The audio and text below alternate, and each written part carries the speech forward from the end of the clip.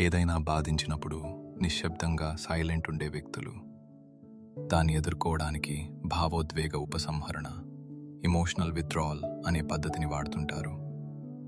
వారు మాట్లాడటానికి ఏమీ లేదని కాదు, తప్పుగా అర్థం చేసుకోవడం కంటే నిశ్శబ్దంగా ఉండటమే సురక్షితమని వారు నేర్చుకున్నారు.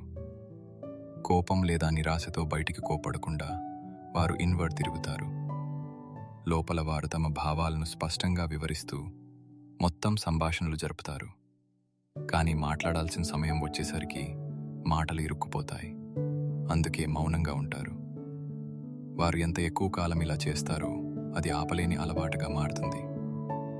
తమ మాటలను ఎవరూ నిజంగా వినరని వారు నమ్ముతారు. వారు కఠినమైన వారు కాదు, పట్టించుకోని వారు కాదు. వారు బయటికి తీయడానికి ఎప్పుడూ అనుమతి లేని తుఫాన్లను లోపల మోస్తున్నారు. వారికి కావలసింది బలవంతంగా మాటలు చెప్పించే వ్యక్తి కాదు, ఓపికతో తమను సురక్షితంగా భావించేలా చేసే వ్యక్తి.